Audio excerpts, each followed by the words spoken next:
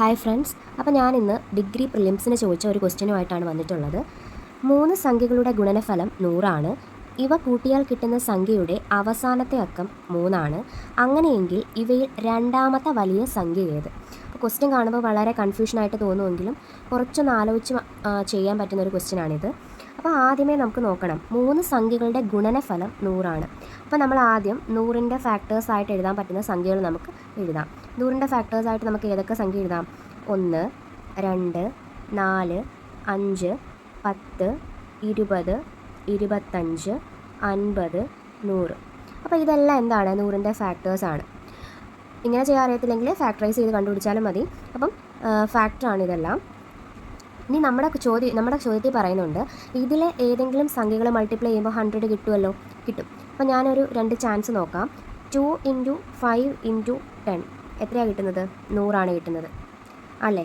2 × 5 × 10 100 കിട്ടും. അതേപോലെ 2 × 15 × 1 ചെയ്തപ്പോഴും എനിക്ക് എന്ത് കിട്ടി? 100 കിട്ടി. അപ്പം ഇതിനകത്ത് ഏതും ആവാം. പക്ഷേ ഒരു കാര്യം കൂടി ക്വസ്റ്റ്യനിൽ പറഞ്ഞിട്ടുണ്ട്, ഇവ കൂട്ടിയാൽ കിട്ടുന്ന സംഖ്യയുടെ അവസാനത്തെ അക്കം എന്തായിരിക്കണം? 3 ആയിരിക്കണം. അപ്പോൾ നോക്കുക, ഇത് കൂട്ടാൻ നമുക്ക് 2 + 5 എത്ര കിട്ടും? 7. 7ഉം 10ഉം 17. 17ൻ്റെ അവസാനത്തെ സംഖ്യ 3 ആണോ? അല്ല. അപ്പോൾ ഇതല്ലെന്ന് മനസ്സിലായി. ഇനി ഇതൊന്ന് കൂട്ടി നോക്കിയാലോ. 50 + 2 52, 1 53. ഇവിടെ നിന്ന് കിട്ടി എന്താണ്? 3 അവസാനത്തെ സംഖ്യ എന്നുള്ളത്. ഇനി എന്ത് ചെയ്യാം നമുക്ക്? 53 ആൻസർ ഇവിടെ കിട്ടി. 2 × 50 × 1. നമ്മുടെ 3 സംഖ്യകൾ ഏതൊക്കെയാണ്? 2 × 50 × 1. ഇനി അതുമല്ല ചോദ്യം. ഇങ്ങനെ ചെയ്യുന്നതിൽ ഇവയിൽ രണ്ടാമത്തെ വലിയ സംഖ്യ ഏതാണെന്നാണ്. ഇത് ഒന്നാമത്തെ സംഖ്യ 1, രണ്ടാമത്തെ സംഖ്യ ഏതാ? 2, 50 മൂന്നാമത്തെ സംഖ്യ.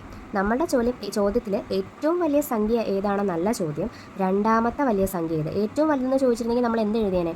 50 എഴുതിയേനെ. പക്ഷേ രണ്ടാമത്തെ വലിയ സംഖ്യ എന്നാണ് ചോദ്യം. അപ്പോൾ നമ്മുടെ ഇവിടുത്തെ ആൻസർ എത്രയാണ്? 2 ആണ്. ഇവിടുത്തെ രണ്ടാമത്തെ വലിയ സംഖ്യ ഏതാണ്? 2 ആണ്. പിന്നെ ഉള്ളത് 1. അപ്പം നമ്മുടെ ആൻസർ ഏതാണ്? 2 ആണ്. രണ്ടാമത്തെ ചോദ്യം ഇതാണ്. ഒരു ആശുപത്രി വാർഡിൽ 25% ആളുകൾ COVID-19 ബാധിതരാണ്. ഇതിൽ 100 പേർ പുരുഷന്മാരും 10 പേർ ട്രാൻസ്ജെൻഡേഴ്സും ബാക്കി സ്ത്രീകളും ആണ്. ആ വാർഡിൽ 300 സ്ത്രീകൾ ഉണ്ടായിരുന്നെങ്കിൽ അവർ മൊത്തം ജനങ്ങളുടെ 50% വരുമായിരുന്നു. അങ്ങനെയെങ്കിൽ എത്ര സ്ത്രീകൾ രോഗബാധിതർ ആണ്? ക്വസ്റ്റ്യൻ കാണുമ്പോൾ തന്നെ ഒരു വലിയ ക്വസ്റ്റ്യനായിട്ട് നിങ്ങൾക്ക് തോന്നും. നമുക്കിതൊന്ന് ചെയ്ത് നോക്കാം. നോക്കിക്കേ, ഒരാശുപത്രിയിൽ 25% ആളുകൾ COVID-19 ബാധിതരാണ്.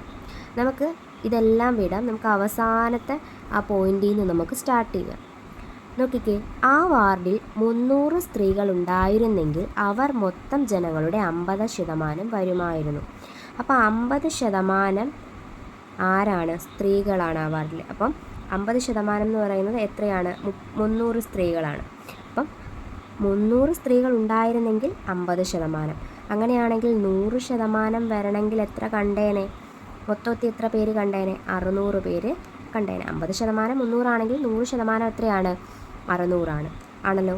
അപ്പോൾ ഈ മൊത്തത്തിലുള്ള ആളുകളുടെ 25% ആൾക്കാർക്ക് എന്ത് ബാധിച്ചിട്ടുണ്ട്? കോവിഡ് ബാധിച്ചിട്ടുണ്ട്. അപ്പം മൊത്തം 600 പേരാണെങ്കിൽ അതിൽ 25 പേർക്ക് കോവിഡ് ബാധിച്ചിട്ടുണ്ടെങ്കിൽ എത്ര പേർക്കായിരിക്കും കോവിഡ് ബാധിച്ചിട്ടുണ്ടാവുക? നമുക്ക് കണ്ടുപിടിക്കാം.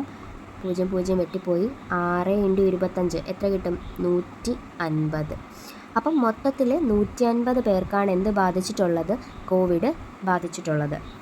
ഇതിൽ ക്വസ്റ്റ്യനിൽ പറയുന്നുണ്ട് 100 പേര് പുരുഷന്മാരാണ്. 100 പേര് പുരുഷന്മാരും 10 പേര് ട്രാൻസ്ജെൻഡേഴ്സുമാണ്. നമുക്ക് കണ്ടുപിടിക്കേണ്ടത് എന്താ? രോഗബാധിതരായ സ്ത്രീകളുടെ എണ്ണമാണ് കണ്ടുപിടിക്കേണ്ടത്. അപ്പം മൊത്തം ആ വാർഡിൽ എത്ര പേർക്ക് കോവിഡ് ബാധിച്ചിട്ടുണ്ട്? 150 പേർക്ക് കോവിഡ് ബാധിച്ചിട്ടുണ്ട്. അതിൽ 100 പേര് പുരുഷന്മാരും 10 പേര് ട്രാൻസ്ജെൻഡേഴ്സുമാണ്.